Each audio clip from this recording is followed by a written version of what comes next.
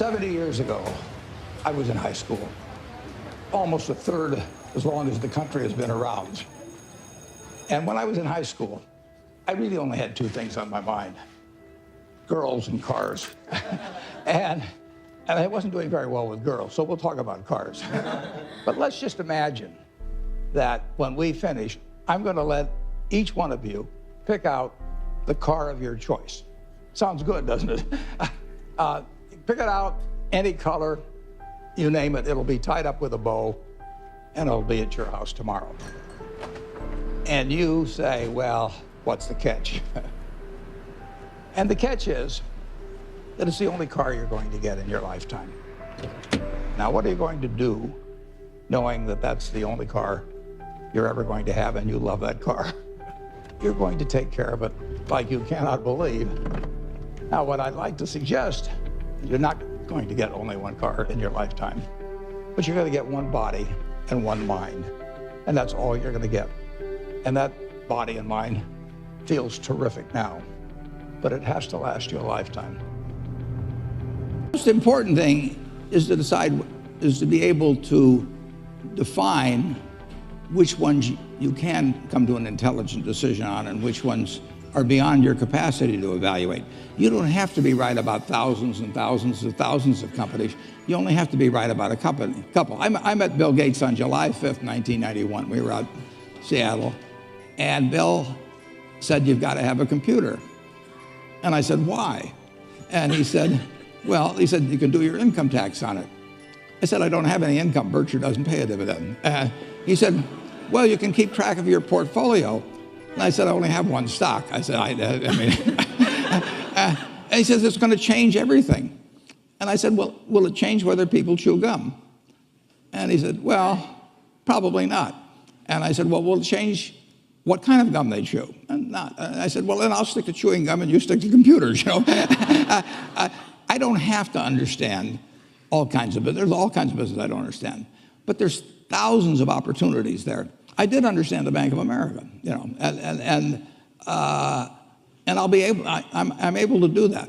I'm able to understand some given percentage. But Ted Williams wrote a book called The Science of Hitting, and in The Science of Hitting, he's got a diagram, shows him at the plate, and he's got the strike zone divided into 77 squares, each the size of a baseball. And he says, if I only swing at pitches in my sweet zone, which he shows there, and he has what his batting average would be, which is 400. If he had to swing at low outside pitches, but still in the strike zone, his average would be 230. He said the most important thing in hitting is waiting for the right pitch. Now, he was at a disadvantage because if the count was 0-2 or 1-2 or so on, even if that ball was down where he was only going to bat 230, he had to swing at it. In investing, there's no called strikes. People can throw Microsoft at me and, you know, you name it, any stock, General Motors, and I don't have to swing. And nobody's going to call me out on called strikes. I only get a strike called if I swing at a pitch and miss. So I can wait there and look at thousands of companies day after day, and only when I see something I understand and when I like the price at which it's selling, then if I swing, if I hit it, fine. If I miss it, it's a strike. But it's an enormously advantageous game. And it's a terrible mistake to think you have to have an opinion on everything. You only have to have an opinion on a few things. In fact, I've told students, if when they got out of school, they got a punch card with 20 punches on it, and that's all the investment decisions they got to make in their entire life, they would get very rich because they would think very hard about each one. And you don't need 20 right decisions to get very rich. You know, 4 or 5 will probably do it over time. So I don't worry too much about the things I don't understand. If you understand some of these businesses that are coming along and can spot things on, if you can spot on Amazon, for example, I mean, it's a tremendous accomplishment what Jeff Bezos has done. And I tip my hat to him. He's a wonderful businessman. He's a good guy, too. But could I have anticipated that he would be the success and 10 others wouldn't be? I'm not good enough to do that.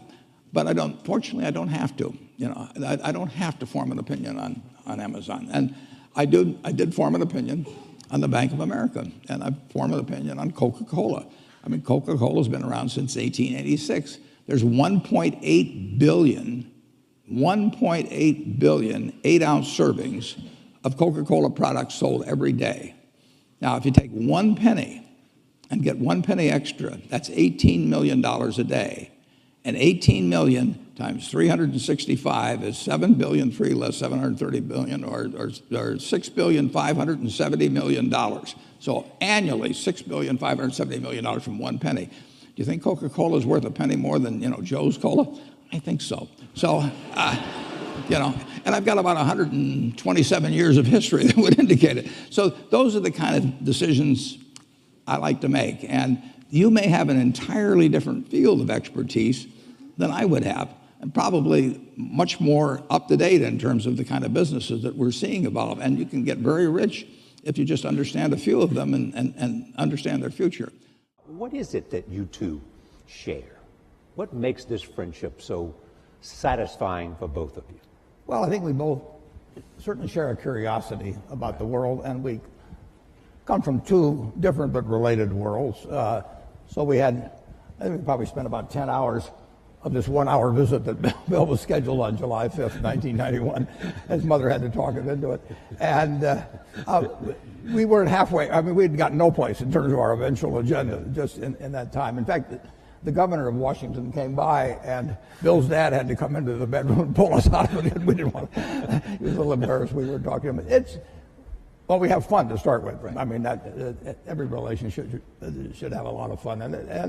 And we find the world in just such an interesting place. So we like to compare notes on it. When we compare notes, we have a lot of fun doing it.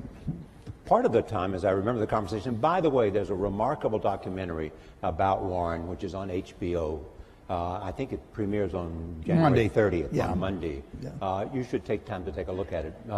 Bill's involved in that, and you will see, in a sense, it's called, I think, Becoming Warren Buffett. Yeah, that's what it's called. Took me 86 years, but I got there. You're doing well on it, though, aren't you? Well, so far, yeah. But best is yet to come. And one of the things that happened tonight, Bill, was that I guess your dad at the dinner said, what's been the most important quality for you? And you found out that you and Warren had the same word. Yeah, I think curiosity, which Warren mentioned, is an amazing thing where you try and predict what's going to happen, and then when it doesn't, you sort of think, well, that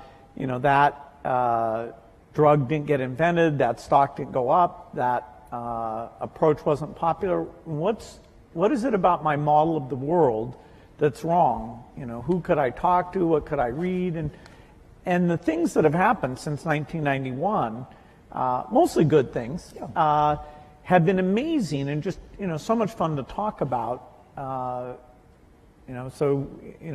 We read the news and we think, God, what did Warren think about that? You both are readers. You read all the time, all day, Warren. Bill, you're a reader. You also do a lot of sort of courses online as well.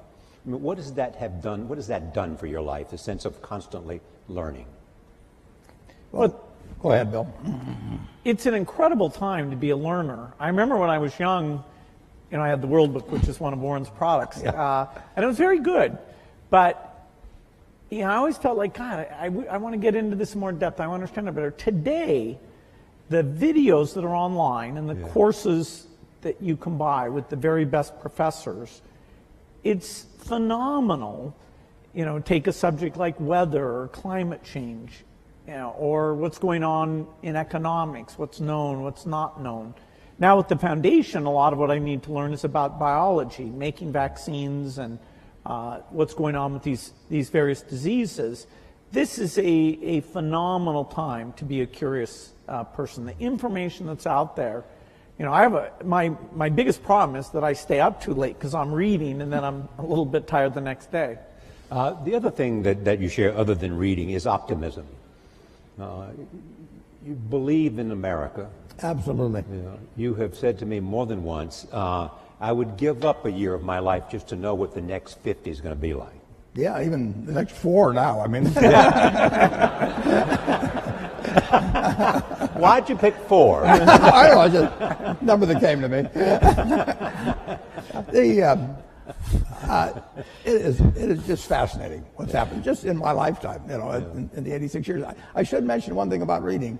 It was at the library here at Columbia that I wish I spent probably more time than any other student. I lived there practically. But I pulled the book out there, happened to be Who's Who in America, and it told me something about my professor, Benjamin Graham. And then I looked up, and I went to the library, and I said, I want to learn more about this because I learned this over here.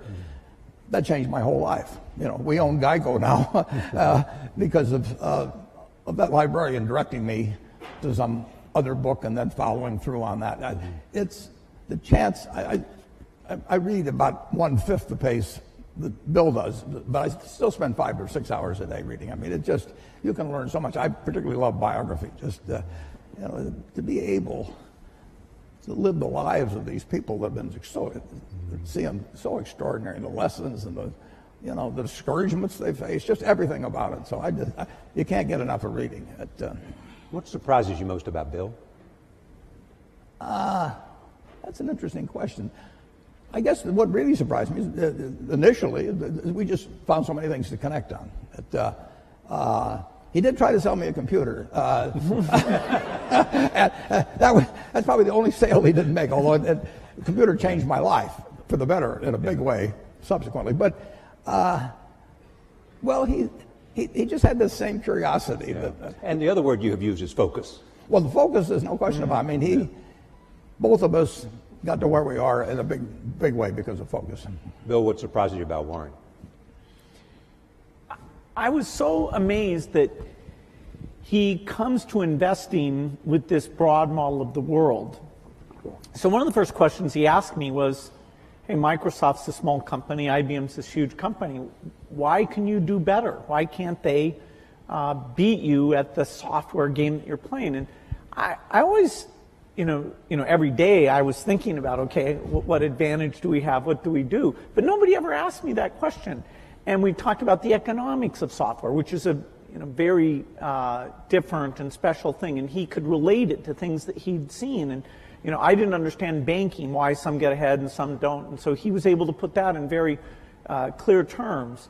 And so I found somebody whose model was rich enough that it helped me understand things that I really wanted to know. And we could laugh about things that were a surprise to us. I'd say his humility and his sense of humor really stood out in this incredible way. I mean, he enjoys what he does and he shares that with other people. And even, when I ask questions that are pretty naive, that he's probably been asked 50 times, he's very nice about, well, it took me a long time to figure this out, Bill, but here's how it works. I tried Bill out with some non-transitive dice. And I'd read about him in Scientific American or someplace. And there were only 2 people in the world in the history of these dice that actually figured it out while I was trying to take their money from them. And one was the leading symbolic logician in the world, and the other was a drunk who didn't really know any better and asked the wrong question. But Bill said, wait a second, you choose first, and the game was over. You taught him, you didn't teach him, but you brought him into a great appreciation of bridge. Yeah, he'd play bridge, but the family is very big on games. His family was very, very big on games, and so we played bridge together, and we played in China, going down the great rivers when we were supposed to be looking at the scenery. We had a good time playing bridge. All right, we've got a lot of questions we want to talk from the audience. We want to start up in the balcony, so we haven't forgotten you. It's hard to see, but is there a number there that has a question? Okay, start it wherever it is. Yes, number 6.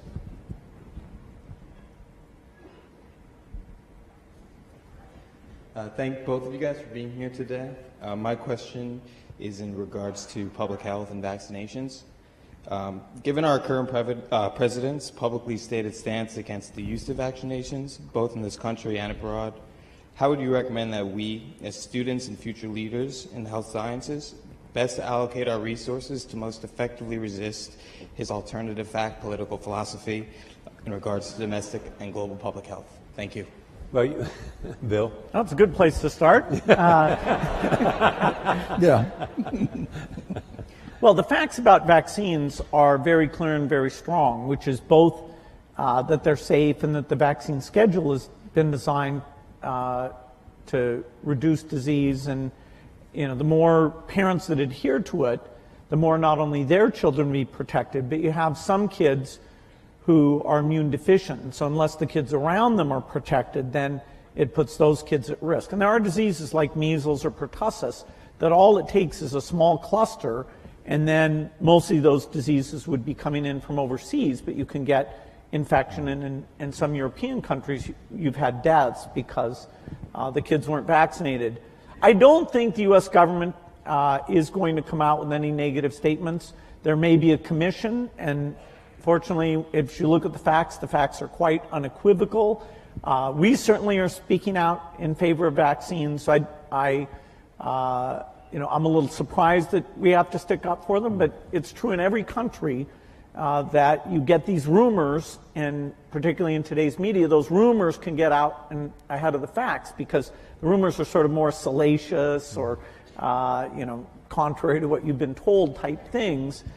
Here, I'm sure we'll have a chance, if necessary, to go through the facts again and get a clear positive message from the government. And the risk is, if vaccines somehow, people are scared of having vaccines, the risk is? Well, we're engaged right now in polio eradication. And the only way that succeeds is to get 95% of the kids to have these vaccines. And there we ran into a form of anti-vaccine sentiment that's even worse than U.S. rumors, and that is that two terrorist groups, one in Nigeria, Boko Haram, and another one in Pakistan, Afghanistan, the Taliban, said that vaccination was a U.S. plot and would sterilize women, and it was a very bad thing. And they took the women who were going out to the children's houses and giving these oral drops, oral polio vaccine, and actually killed a number of them. And so those negative rumors, the only reason we still have polio today that we're not done is because of that part of Nigeria that Boko Haram has caused unrest, and the border areas, including Baluchistan in Pakistan, where there have been these anti-vaccine sentiments. So, our risk is simply those negative things. So it's not just in rich countries that we run into this. It absolutely causes deaths if parents don't know. Bring your kids in and get them fully vaccinated. And your drive to eradicate polio is to show that you can do it. Well, it started in 1988 when it already had been eradicated in the Americas. So these were the U.S. in the 60s, the rest of the Americas in the 70s, showed that it could be done. And so in 1988, well before our foundation was involved, Rotary and a number of other organizations said, let's get rid of this.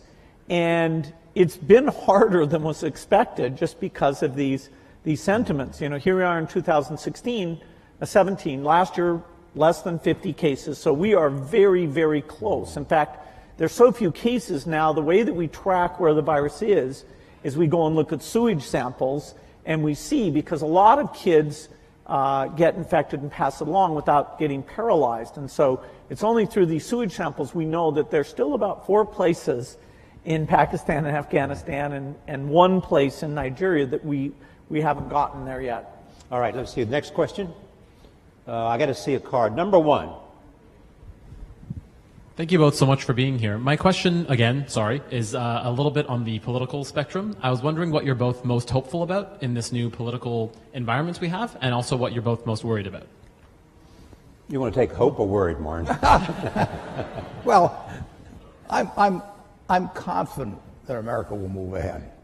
It's been, from the time I was born until now, the real GDP per capita of this country has gone up 6 for 1. I mean, nobody ever dreamt that would be possible. And when you look at what's happened in this country over 240 years, it's an absolute miracle. When I went to Columbia Business School in September 1950, 1 woman in the class. I mean, this country moves forward, and you can't stop it. So I'm enormously optimistic. I say the luckiest person born in the history of the world is the baby being born today in this country. And we will go and, everybody, half the country always is going to be somewhat unhappy, or close to half, about the last election. But I grew up in a household in the late 1930s. My dad was very Republican. my sisters and I didn't get dessert unless we said something bad about Roosevelt. I mean, it was it was required. And I heard all these apocalyptic views about after his third term there'll be no more elections. I've been hearing that all my life, and year after year after year, with occasional hiccups and an occasional seizure like we had in 2008 and 2009. But this country, it's all profit, folks. I mean, when I came in, just think of what it would have been like in 1776. Nothing here, and now we've got. And the velocity of change. It just keeps moving. Day. I mean, guys like Bill, they don't quit. I mean, he moves on to something like polio. He mentions 50 cases in the world. There were more than 50 in the ward where I went when I was a teenager to see a friend of my sister's, and they were all in these rocking machines and everything. They were destined to a terrible, terrible life, and it was just one ward in Omaha, and now that's the yearly total, thanks initially to, as well as currently, to Rotary and some, but people kept working on it. This world moves forward, and it's been doing. I bought my first stock when I was 11 in April of 1942. The Dow was 100. If you haven't looked, it's 20,000. Something good must have happened in between. And it's going to keep happening, folks. Bill, I know you share the optimism. What about concerns? Well, the optimism is partly that I think American innovation is strong. Support for research is by and large bipartisan. And so whether it's health breakthroughs or even energy breakthroughs, I think, every year that goes by, we're going to have more of those things. Now, this administration is new enough. We don't know how their budget priorities will come out. There are things like foreign aid, which is a small part of the budget, about $30 billion a year, but that means the U.S. is the biggest, that every time there's new leadership, we have to go in and articulate the benefits. It's well spent. It's not the image that people have in the past. And so right now, I think there's a lot of intensity to make sure we get that message out and get, both in terms of the executive branch and the Congress, to maintain amazing things like the President's Malaria Initiative or PEPFAR, which is an HIV thing. These things started under President Bush, and so our foundation's had a great working relationship with Democratic and Republican administrations. Most people wouldn't realize that U.S. foreign aid as a percentage of the economy, which is generally how it's measured, reached its low point in 1999 under the Clinton administration. Now, I'm not saying it was the administration. It was a mix of the administration and the Congress. Then, during those Bush years, it went up fairly substantially. Now, the economy helped with that, but these initiatives were really amazing. And, I'm hopeful that maintaining or even growing these initiatives will be a priority when there's a lot of talk about tax cuts and different spending activities. And so it is a bit up in the air during these months ahead. And you've often made the point that no matter how big the private contributions are, sometimes in terms of sheer scale, you need a government. Yeah, somebody asked me today, if PEPFAR, which is this AIDS program, was canceled, wouldn't private philanthropy make up for it? Well, PEPFAR is over $5 billion a year. That is this one aid program, which is a phenomenal thing that's saved over 10 million lives. That's larger than our foundation, which is the largest in the world. So there's no possibility the government sector, U.S., U.K., other European donors, that's $130 billion a year in total that's uplifting these poor countries in health and education. And if we lose the consensus around that, if people draw inward too much, we will hurt progress, and there will be millions of lives lost because of it. All right. And one thing that might be mentioned, Charlie, is that the difference between now and 60 or 70 years ago in the ability of really bright people, really innovative, really energetic people to get finance to do things is just dramatically better than it was at that time. So now, if you've got good ideas, and there's good ideas right in this crowd, and you've got energy, it's far easier to get finance to move forward those ideas than you could 50 or 60 years ago. Is that because of the internet or crowdsourcing, or what is it? It's just lots more capital around, and people more optimistic about. People are very optimistic about business. But better ways to connect the two, the capital and those Absolutely. and the ideas. It's dramatic. It's dramatic. And the willingness to take risk. The first venture capital stuff is in the 1960s, and it's tiny. Microsoft, when we were taking outside investment, we took at a valuation of $20 million, we took $1 million for 5% of the company. I'll do it retroactively, folks. You had your chance. You had your chance. We never spent the money. That is, our business was profitable enough. We really didn't need to do that, but we wanted people on our board to give us advice. And there's an episode of Silicon Valley where all these venture capitalists are courting this guy. And that really reminded me of what it was like. By that time, which was 1984, there were dozens of venture capitalists. And that's something that other countries have tried to duplicate. They have in small part, but not nearly as well. This willingness to take risks, the idea that if you have a failure, it's not a mark of shame, that, hey, what's your next startup going to be? You heard his secret, folks. He gets his ideas from Silicon Valley. Be sure to. All right, cards. Let's see where the cards are, folks. Okay, number 3, take the card right there. So you started this talk about how you'd able to make a model and it won't accurately predict what happens. And on the other side of the coin, I was wondering what happens when you create such well-developed predictive technology, and what are the ramifications and implications of that outcome? Well, I don't think our predictive technology is going to be like an oracle. Warren's nickname is the Oracle of Omaha. But the percentage of times you can predict things like macroeconomics, because they involve emotional sentiment. We're a long ways away from that. The biggest modeling thing I'm involved in is a group that models diseases. So we look at HIV or tuberculosis and understand, okay, what do we have to do in terms of diagnosis and drugs to get these things down? Once we finish polio, we'll go on, and our next big challenge, which will take decades, but I expect will be done in my lifetime, is malaria eradication. So these models aren't nearly at the point where they can take human sentiment into consideration. The field of economics, a very basic question about what we should have done differently before the financial crisis, there really is no consensus, whether it's with the public or inside the profession of economists. They agree that some of the emergency treatment we did was necessary and important, and I wish that was better understood. But in terms of the root causes, it's actually a little disconcerting how little our models or understanding explain how that imbalance got so extreme. All right, well, number 2.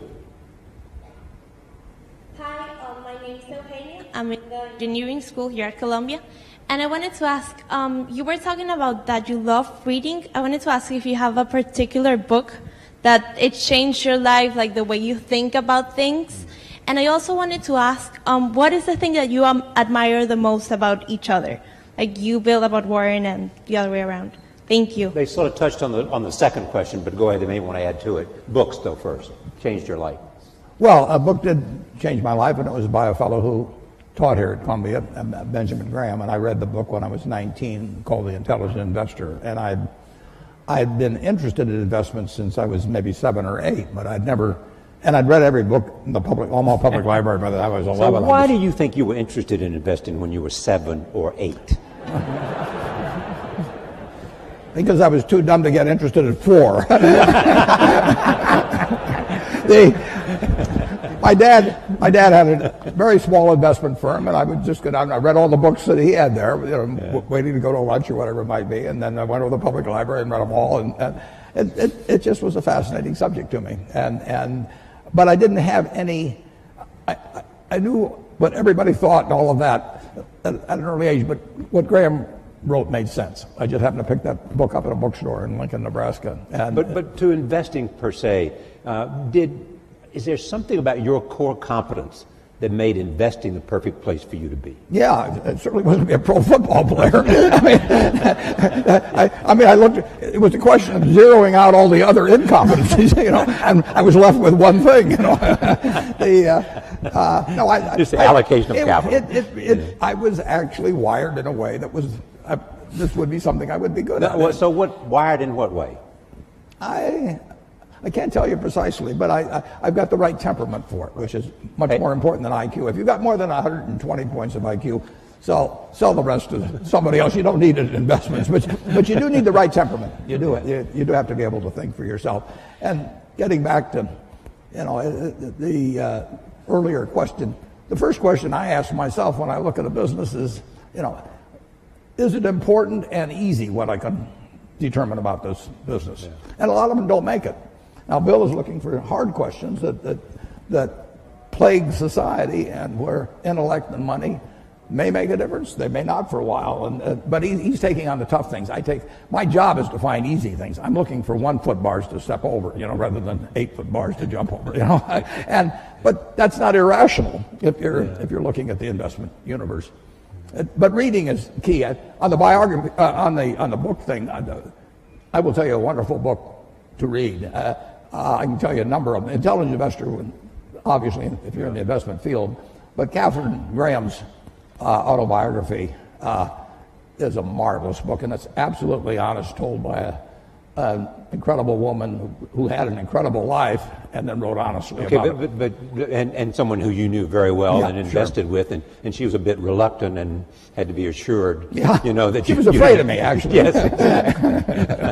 But what makes that book so much? It is such a broad range of human experience, honestly told. I mean, you couldn't have nobody in Hollywood could write a scenario that she lived through, and just to see that world develop, how she reacted to it, and everything. You can learn so much. My partner Charlie Munger just loves Ben Franklin. You can learn from other people and their mistakes, and I find biography is my favorite. Part of the reason you love biographies. Pardon me? Part of the reason you love biographies. Yeah. Okay. Where is the card? Right here. Just come here. I'm having a hard time seeing the card, so that right here. See where the hands are raised. Hi, my name is Chisholm. I'm a senior here at the college. I'm also a Gates Millennium Scholar with my family over here. So I'd like to ask, what both of you do involves a lot of risk. And sometimes you have to face the fear of failure with that risk. So I'm asking, how did you overcome that fear, and what steps did you take to do that? Well, I think I was very lucky that when I was in high school, the computer was brought in there, and I developed a fascination for it and became kind of fanatical about it, so that, I didn't view it as risky. I viewed it as this kind of fun hobby. Even when I went to college, which I didn't finish, but I spent time up in Cambridge, Massachusetts, I wasn't sure that would be my life's work. Now, as the chip came along and made it mainstream, it became very obvious that something dramatic was going to happen. And so my passion, my hobby, and the area I could start this company right at the beginning of the revolution, that coincided in a nice way. And I never felt it was risky. If Microsoft had failed, I didn't have kids or anything. I could go back to school and finish my degree and go get a job somewhere. I was very risk averse in running the company. I always made sure we had enough money in the bank to pay everybody for at least a year if nobody paid us at all. Because this idea, I was hiring people who had kids and families, and they were moving to work there. And here I was, 19, 20 years old, and sort of telling these people I'd be paying their salaries. So I was actually very conservative on a financial point of view. And one of the few arguments I had with Steve Ballmer, who came in and played a phenomenal role in the success of the company, was how many people could he hire? because I was trying to be so conservative. But I let him go full speed, and it turns out our financial success meant that we never had a conflict about that. But I think it's great to be risk-taking, particularly when you're young, trying out different things, fields that aren't very popular that you might enjoy. But I never got into a position where I was taking, actually in any meaningful sense, I was taking a big risk. I mean, the risk for you would not to have acted because you felt the train was leaving the station. Yeah, and it was so clear that this was going to happen. And this was so much fun. I mean, I was a fanatic. I didn't believe in weekends. I didn't believe in vacation. My mom had to negotiate whether I'd come once a week for dinner.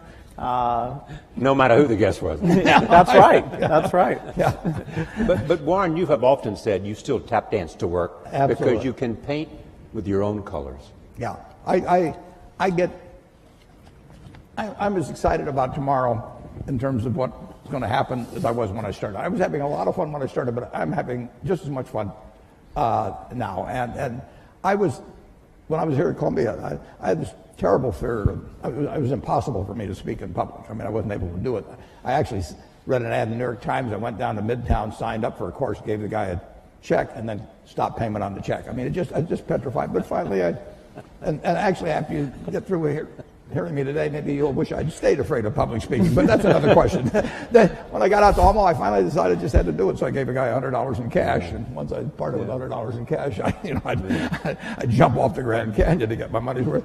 So, but it changed my life. But I would say this: don't fear failure. Almost everything that's turned out, I got turned down by Harvard. The best thing that ever happened, among other some good things that happened that didn't seem good at the time. Don't worry about. And don't let it eat at you or look back. Just keep going, because you're going to have some things and forget them. Go forward. All right, I want to go to the back of the room, right back there, wherever number 3 is. Hi, my name is Matthew Mann. I'm a first year at Columbia Business School. Both of you had a moment where you went out on your own. And I guess my question would be, if you were to do it all over again, you're in our shoes, what industry would that be in? Where would you start your own business today? I'd do the same thing. Yeah. I mean, for one thing, I'd be a failure at anything else probably. I mean, I'm not gonna, no, I mean, I had fun when I was in my 20s, my 30s. Now I'm 86 and I'm having fun. And so I advise students, as much as possible, look for the job that you would take if you didn't need a job. I mean, don't sleepwalk through life, and don't say it's all going to be great. I'll do this and I'll do that, and I'm just marking time to get to be older. That, as I've told people, that's like saving up sex for your old age. I mean, it just is not it is not a good idea. Yeah.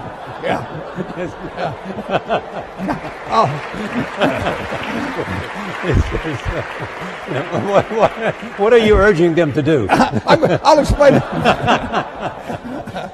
Just what I'm talking about. Now, you really want to be doing what you love doing, and you can't necessarily find it on your first job. Right. But don't give up before you find it. Bill, you've had the unique experience, A, because of your curiosity, B, because of your involvement in global health, to see the impact of a lot of other areas, whether it's biomedicine or whether it's a whole range of other things other than computer science. If you were going to drop out of Harvard today, which field would you be most likely attracted to? Well, I love the hard sciences, and there's some phenomenal things that people will get a chance to be part of. I'd still probably pick computer science, because the work in artificial intelligence today is at a really profound level. Our ability not just to play games, but that is a profound milestone, the AlphaGo work that the DeepMind people at Google were able to achieve. And that kind of technology is in all the leading companies and a lot of universities. With AI, creation of agents, the ability to read and understand material, it is going to be phenomenal. So anything connected with that, I think, would be an exciting lifetime career. I also think in energy, we have the imperative to have energy that's reliable, cheap, and clean. And no system available today can provide that, whether it's for rich countries or for poor countries. And so the innovations there will be profound, and there's many paths that could provide that solution. Finally, I think biology, it's the most thrilling time. We are going to figure out obesity, cancer, even things that are very hard, like depression, because the mind is even more complicated than other parts of the body.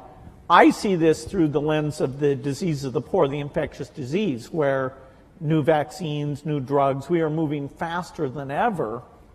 And some of these are platform technologies like DNA vaccines that are going to give us just that one thing will give us lots and lots of solutions. And so working in that space is phenomenal.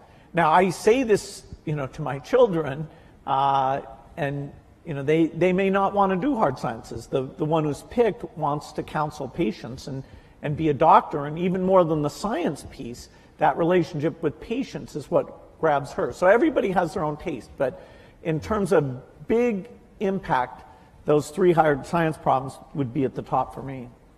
All right, next, right here, right next to number 1. Hello, thank you guys for being here. Also, thank you to Mr. Gates. I am also a Gates Scholar, and without your foundation, I wouldn't be here.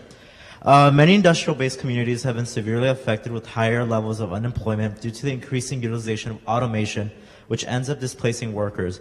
What do you believe is a possible solution to unemployment arising from automation? It's a good question. Because there's a lot of talk about globalization and all of that, and a lot of other people step forward and talk about how technology and the impact technology is having on jobs and the demand for new kinds of skills. Yeah, we were here in 1800 and conducting this, and somebody would point out that eventually tractors would come along and better fertilizer and everything, and that 80% of the people are now employed on the farm, and in a couple of hundred years it's going to be 2 or 3%. And what are we going to do with all these people? Well, the answer is we release them. Keynes wrote something about it in something called Essays on Persuasion. He wrote in 1930 about what a more prosperous society would become like. And he actually postulated that in 100 years, and we're now 87 years away from that, that there would be 4 to 8 times as much output per capita. And he's remarkable, but he didn't quite get how it might get distributed. But the idea of more output per capita, which is what the progress is made on productivity, that should be harmful to society is crazy. I mean, the distribution may be a problem, but if one person could push a button and turn out everything we turn out now, is that good for the world or bad for the world? You'd have to figure out how to distribute it, but you'd free up all kinds of possibilities for everything else. So everything should be devoted initially to getting greater productivity, but people who fall by the wayside through no fault of their own, as the goose lays more golden eggs, should still get a chance to participate in that prosperity, and that's where government comes in. Right. Bill, anything to add to that? Yeah, a problem of excess is a different problem than a problem of shortage. If all the tractors and computers stopped working, then we would have problems of shortage there. And we just wouldn't have enough people to make the output. A problem of excess really forces us to look at the individuals affected and take those extra resources and make sure they're directed to them in terms of re-education and incomes policies, and the need for labor in terms of smaller class size, helping handicapped kids, reaching out to the elderly. The demand for labor is not at zero. If you ever get to that point, fine, you can shorten the work week, and you'll be just fine with that. And so this idea of taking an individual who during their generation is affected, I think there's a lot to be learned about that, a lot of thinking we have to do. But the macro picture that it enables is an opportunity. Number 2. Also, I'm urging people at the back, so you have a chance. We want to go back up to the balcony as well. So I see number 6. We'll come to 6 after 2. Yes. Hi, my name is Sam. I go to Columbia College, and my question is, what steps do you think need to be taken in order to improve public education, particularly in economically depressed areas of the United States? Bill was the one Bill's the education. Yeah. I think this is a super important issue because the dropout rates, although they've gone down a little bit, they're still very high and vary based on income. And even kids who graduate, a lot of them don't enter college, or they do enter college, and they end up in these remedial courses for their reading or math capabilities. And those people have an extremely high dropout rate from higher education, and they can incur debt, they have a negative experience. So we have a long ways to go in education. There are some very strong points of light, like here in New York City, some of the charter schools are, with even less resources than schools at large, doing a phenomenal job of educating kids. There are a lot of countries, particularly in Asia, who, spending way less of their GDP on education, are doing a great job educating their kids. And it's not just the top 20%. Their bottom 20% is pretty phenomenal in the case of China, South Korea, and Singapore. And so looking at what we've learned in charter schools in terms of building the culture, giving teachers feedback, what is good teaching look like? Do we give teachers a chance to learn from each other about that interactive element that makes the subject seem relevant and important?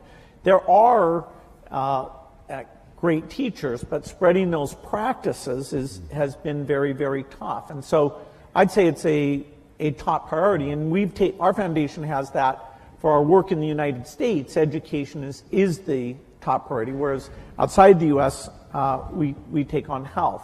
It's a tough problem because the institution of education are fairly resistant to change, and people are not yet convinced by various approaches very easily. But we need to keep at it. We're going to stay and even actually put even more money into trying to help create models. Okay, up to number 6. Hi. First, I want to thank Bill. I've witnessed the role of your foundation in eliminating polio in India, and I'm really thankful for that. My question is more on how to set the basic level of debate in any public sense. There are many trade-offs. How to explain climate change policy for people who are losing jobs in the coal sector? How do you balance the current short-term economic goals with the long-term peaceful transition to the renewable sources of energy? No, it's a good question. The certain topics are so complicated, like climate change, that to really get a broad understanding is a bit difficult, and particularly when people take any of that complexity and try and create uncertainty about it.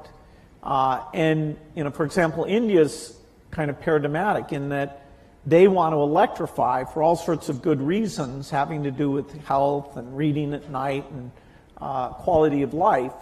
And the question of should they delay electrification for climate issues is going to be very difficult.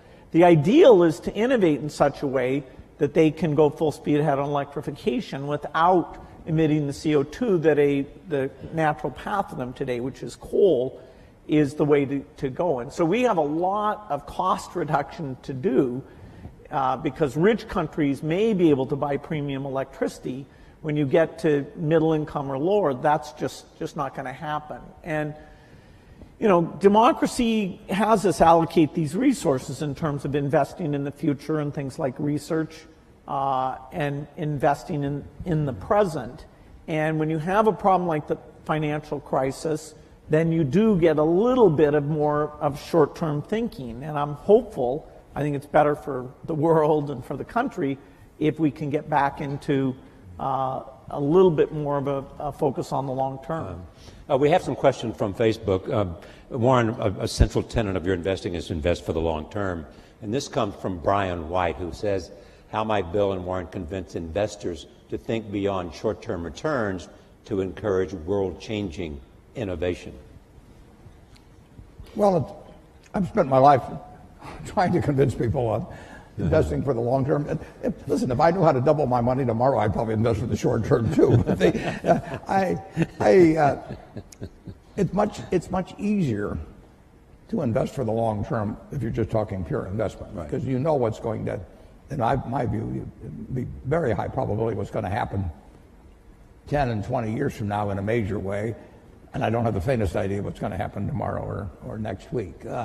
But if you're talking about societal, it's very tough because politicians face elections either every 2 years or 6 years, and the way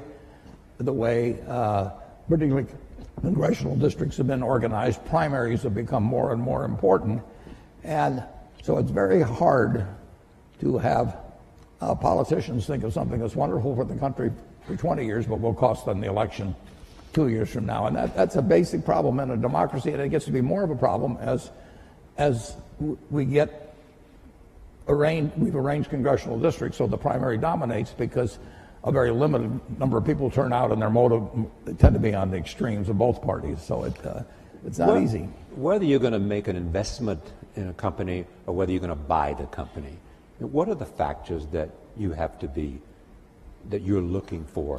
What test? I'm looking for durable competitive advantage. I'm looking for something that has a moat around it for a considerable period of time.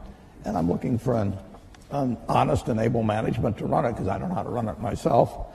And I'm looking for a purchase price that's not excessive. But it's better to pay a little too much for something that's a very good business than it is to buy some bargain, but really a company without much of a future. And I don't know. I don't have a ability to predict with a high probability of success the future of most companies. So I'm looking for the exception. But the nice thing is, if there's thousands of companies out there, I really only have to be right on a couple. I mean, it's exactly the opposite of baseball, where you have called strikes, and the pitcher's trying to throw it to you at the worst part of the strike zone for you. And if he succeeds in getting into that corner 3 times and you don't swing, you're out. And investing, it's a no called strike thing. So I can sit there all day and somebody can throw me one company after another, and finally I get one in my sweet spot. Both of you have chosen both wives and partners well. Charlie Munger added what to your? Charlie Munger changed my views. He refined them in a huge way in terms of looking for the quality companies and looking for the ability to make an investment that would work out well for 5 or 10 or 20 years, as opposed to something there might be one. I call it cigar butt investing, where there was one puff left in the cigar, but the cigar was free, so you picked up these disgusting looking things and got one puff out of them and one onto another one. And that worked okay, but it was small scale, and it really doesn't build something satisfying. So he kept forcing me in the direction of saying, is this really a business we want to own for forever? And do we want to get associated? It's like a marriage. I mean, do you want to get associated with this person forever? And it's a great way to look at things. Bill, your wife, Melinda, has added what? Well, she's... 4 children. 3 children. How much time do I have? Because she is your partner, and she was there in the philanthropy from day one.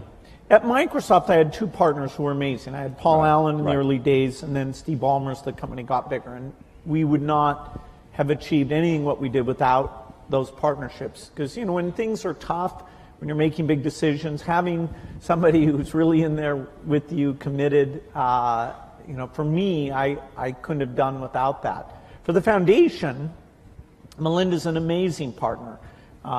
She thinks about the people issues better than I do. She, knows when I get overexcited about the science. She can, make sure we're being realistic about it, and it makes it fun.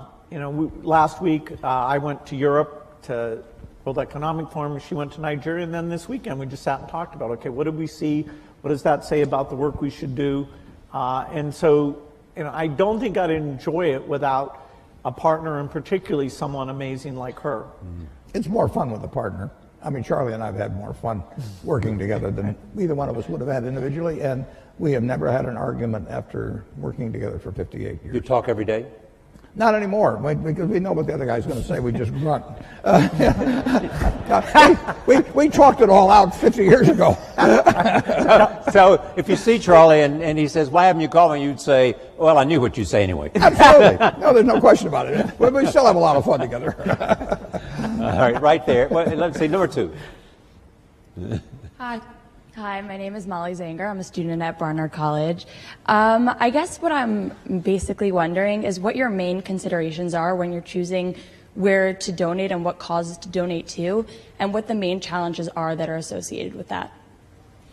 Yeah, well, I wholesaled it because I made a choice that I wanted to have. Well, originally, my first wife and I planned that I would pile it up and she would unpile it, but that was plan number 1. But she died in 2004, and then I had the problem of figuring out the best way to distribute what would turn out to be a lot of money.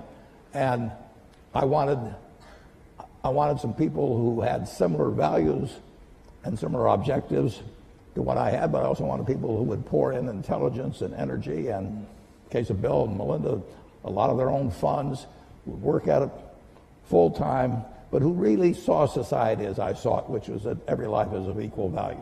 And that if you start with that, and then you figure what you might be good at changing, whether it's in medicine or education or early learning or whatever it may be, that was my answer, was the wholesale. I mean, retail philanthropy would drive me crazy, but wholesale philanthropy I really like.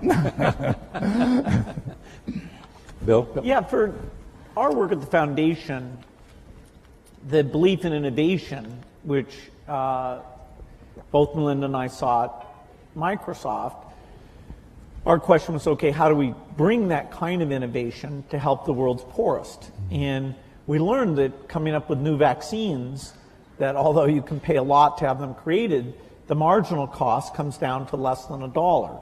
So getting a new vaccine for the main cause of diarrhea or pneumonia, that can be a phenomenal thing. So you're looking for these super nonlinear dramatic things, because as a per poor person or compared to government funding, philanthropy is actually quite small, and yet funding vaccine projects, the government isn't as good as that as a philanthropist who assembles a team and over time is learning how to do that very well. And we had models. Rockefeller Foundation was a phenomenal foundation. The Green Revolution is just one of many things that they did which raised agricultural productivity and avoided hundreds of millions starving. And so studying the other foundations that have taken these big breakthroughs and created a model out of those, that was very informative to what we've gone after.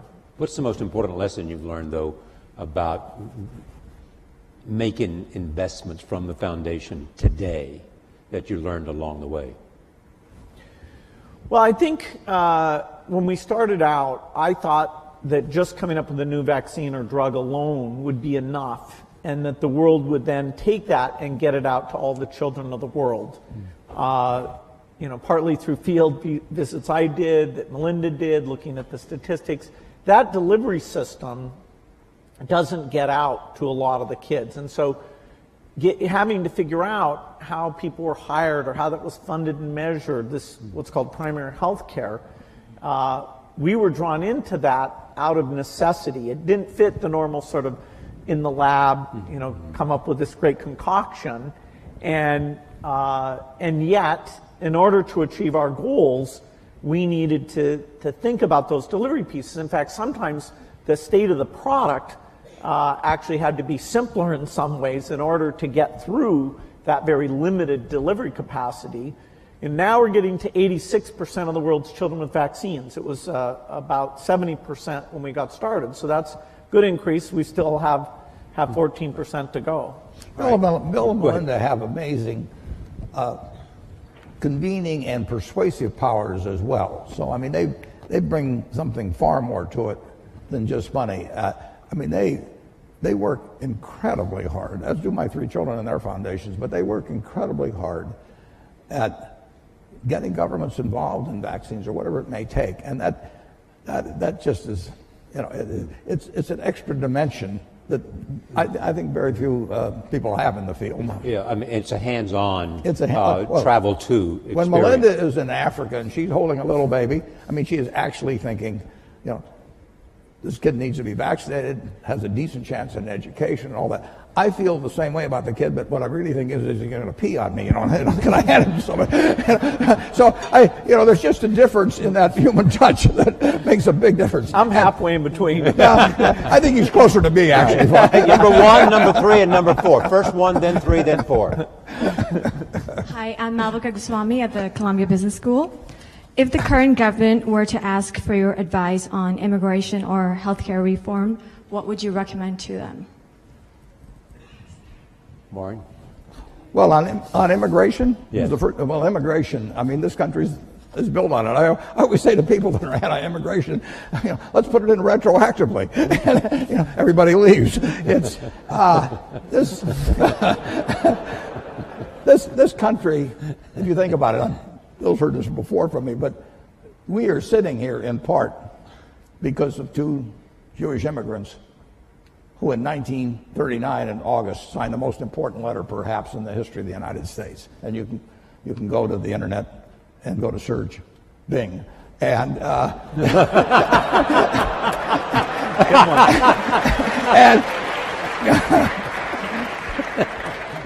and just type in Einstein, Roosevelt, 1939. Leo Szilard and Albert Einstein, 2 immigrants, came here.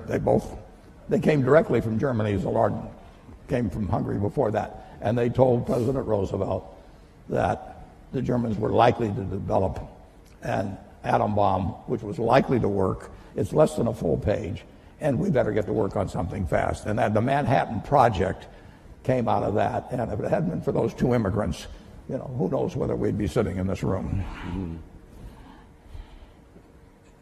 Immigration? I'm going to let him handle it.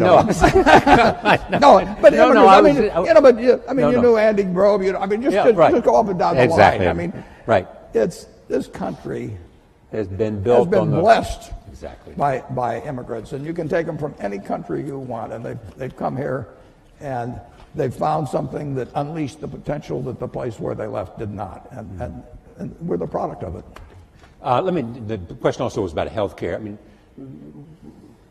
what can you tell us about healthcare that you think is important in terms of the consideration of what might happen? I mean, if you were building a healthcare plan for America, what would be the elements that you would want to include? Well, there's no doubt that in order to provide decent health care, the percentage of GDP devoted to it is going to go up over time. It's already very high, and yes, there's some efficiencies to be gained in that 18% or so number. But as society ages, as we come up with new things like joint replacement, organ transplant, which are going to create lots of human benefits, we're going to have more resources overall, including more government resources for health care. And so it's a tough problem because you have both access problems today and you have cost problems today. And whenever I look at a problem, I have this one simple lens, which is innovation should help here. But in this case, innovation, while it will provide breakthrough drugs that will save costs, like if you can cure Alzheimer's, which we certainly haven't done yet, that will save on huge long-term care costs. So we have these chronic diseases that we've made less progress on than some of the others. And the market mechanism to get pharma to go after those things and the basic research US funds, I am quite optimistic that we'll have some advances. But they'll also give us some very expensive things that will mean we're spending more money against it. And I do hope, that at some point that we really are calling on the best minds to look at the incentives for the breakthroughs, the most efficient system we have here. I think there's a lot of unhappiness in the country now stems from the fact that the healthcare system isn't delivering, and yet people are saying less government, more government. Right. I don't think they're being given the depth of education about why it's so tough that over time will help them vote for the right solution. The depth of explanation. Let me go. I'll go to Facebook in just a moment. But where was I? I promised 3, 4, and 6. 3 is there, and 6 is up there. So go 3, 6, and then we'll go to Facebook. Hi, my name is Josh Schaefer, and I'm a dental resident at Columbia. My question is, for future doctors and dentists of America, what advice do you have in giving about having a proper balance of providing that health care, but also mastering the concepts of business and economics? Well, Atul Gawande is, an incredible author. Exactly. He, in the current issue of the New Yorker, has the latest in wonderful articles about the healthcare system. And he's talking about the people who do sort of heroic surgery like himself are paid twice as much as the people who are on an ongoing basis in a great incremental way learning about the patient and seeing what works for them. And it's a calling cry to say, hey, that part of the system needs to be run better, needs more resources. So I think it's brilliant that he's saying that, and it also corresponds to what is working in some other countries. Okay. 6. Hello, my name is John. I'm from Columbia College. So you both have invested a great deal of money abroad, but there is a prevailing belief by some that there are pressing issues in America. There are poor people here, there are sick people here, and we should deal with that first before even tackling anything abroad. So what are your thoughts on that? Well, my own personal thought is that every life is of equal value. And in many ways,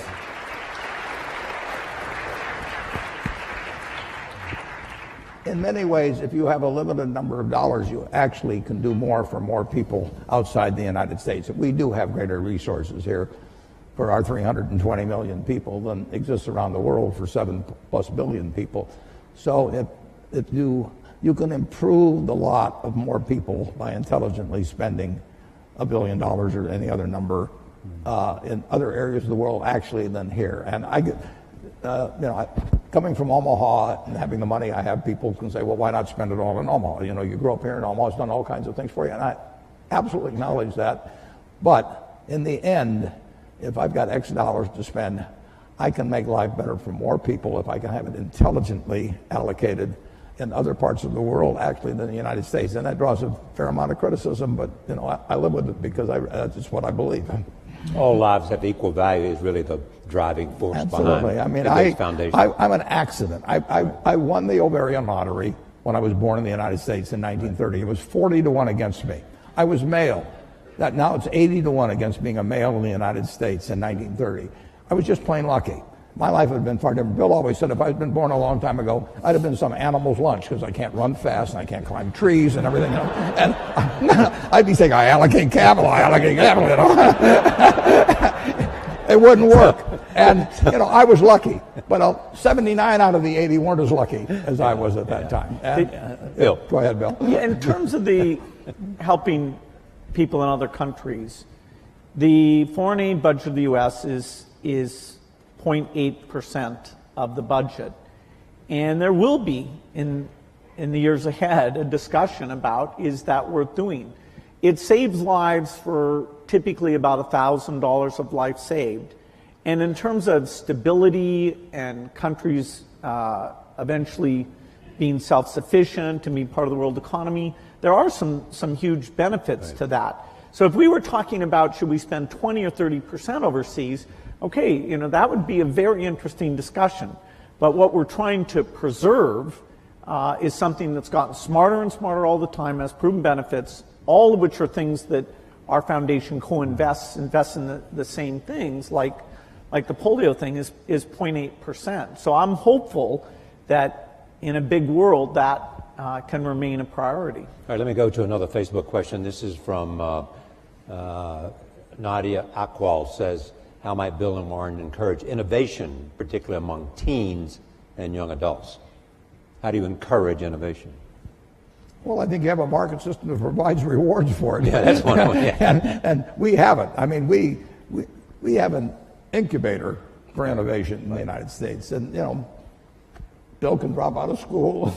Andy Grove can come from Hungary. And, I mean, it just welcomes it. And thank God. I mean, that's why we have the kind of prosperity that we have. I mean, the question of how it gets divided is a secondary question, and that does not get solved as well by the market system. But our system is just designed for it, and look at what has happened. All right, number one. So also, I want to make sure we get the people in the back, so we only have 5 minutes left. So there's a couple of hands up in the back, so please recognize it. Hi, my name is Sahir. I'm a senior in the engineering school. As men of such great influence, I'm curious, and we touched a little bit about this in the last question, but how you deal with reconciling your convictions with maybe what is believed by the public, maybe even a majority, considering that you have the wealth and power and fame to make such great things happen.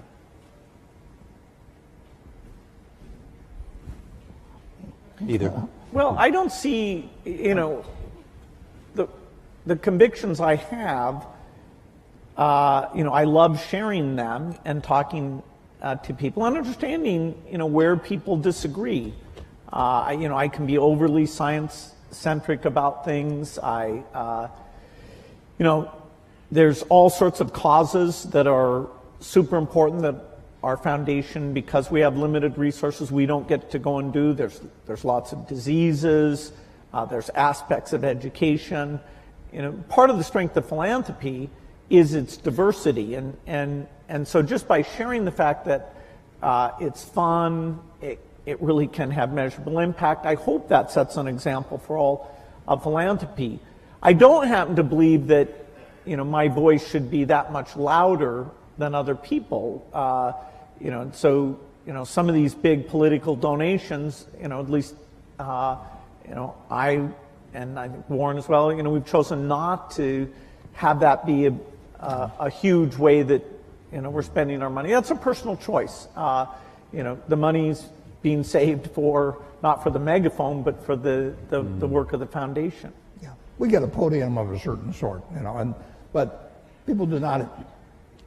With a partner like Charlie Munger, you don't have to worry about my views being accepted automatically. They point out the shortcomings. And the influence of money in politics, I really think, is bad news for this country. I think Citizens United was a terrible decision. And the idea that somebody can pour millions and millions of dollars into a campaign, and in certain cases it not even be identified, I think really kind of goes counter to the kind of America I believe in. The two of you created, along with Melinda and others, created the Giving Pledge. How's that going? Going terrific. Bill can tell you. It really is going terrific. Yeah, philanthropy is kind of a Bill, lonely tell them thing. what it is exactly. Yeah, okay, this is, you know, we love philanthropy of all types, and part of the strength of American philanthropy is actually people with very little who are incredibly generous. Here, though, we said for the people who are super lucky, have over $1 billion, we want a group who are working together, who are committed to give the majority of their wealth away, to learn from each other. What's worked, what hasn't worked, how do you involve your kids, how do you hire staff, and they'll find areas they're working on together and cooperate, but we're not pulling any money. And we thought we'd get, you know, 20, 25 people together, and in fact now we're at 156. So it is a wonderful yearly event. I've made some great people. I do think that the quantity and quality has gone up because we're getting together. We'll never be able to measure that in a direct way, and we're making special efforts in China and India because now we have a lot of wealth there that wasn't there before. And in their own way, I think by having a strong philanthropic sector, that will help those countries and therefore help the world. What's interesting now, Bill and I are having dinner actually with the group tonight, for example, but if you go back 100 or 150 years, people got wealthy by making some money from the first oil refinery or steel mill and building another one, and Henry Ford would build a plant to build cars, and then it would be from retained earnings, which eventually turned into cash. Now you can get rich very young just by having an idea, right. And you can get that idea monetized and capitalized in a way that you cannot believe. So we are particularly interested in getting younger people interested in philanthropy because there are huge fortunes by people that are now in their 20s and 30s. And just think of what the potential for that group. And so this thing has worked out way, way better, including getting younger people to join us. Number 6. Hello, my name is Christina Nunez. I'm a fellow dental student to Josh. Thank you for speaking with us today. I'm curious about your insight related to relationships. I'm personally, given a desire to honor myself and respect other individuals, have found it difficult throughout life to discern which relationships to really foster and invest in and accept challenges from, and which to kind of forego and abandon because they're more harmful than helpful. So are there any major life lessons that you two have learned through your personal experiences? Well, it's a very important question, and the more you will move in the direction of the people that you associate with. So it's important to associate with people that are better than yourself, and actually the most important decision many of you make, not all of you, will be the spouse you choose. Right. And you want to associate with people who are the kind of person you'd like to be. You'll move in that direction, and the most important person by far in that respect is your spouse. I can't overemphasize how important that is, and you're right. The friends you have, they will form you as you go through life, and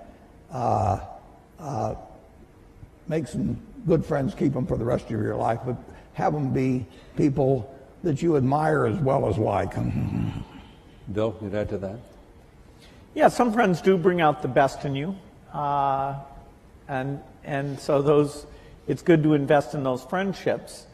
And some friends challenge you about things you're doing. And that level of intimacy is great. I wouldn't say that I was so obsessed with work. I didn't invest, I'd say, in my 20s and 30s as much as I should have.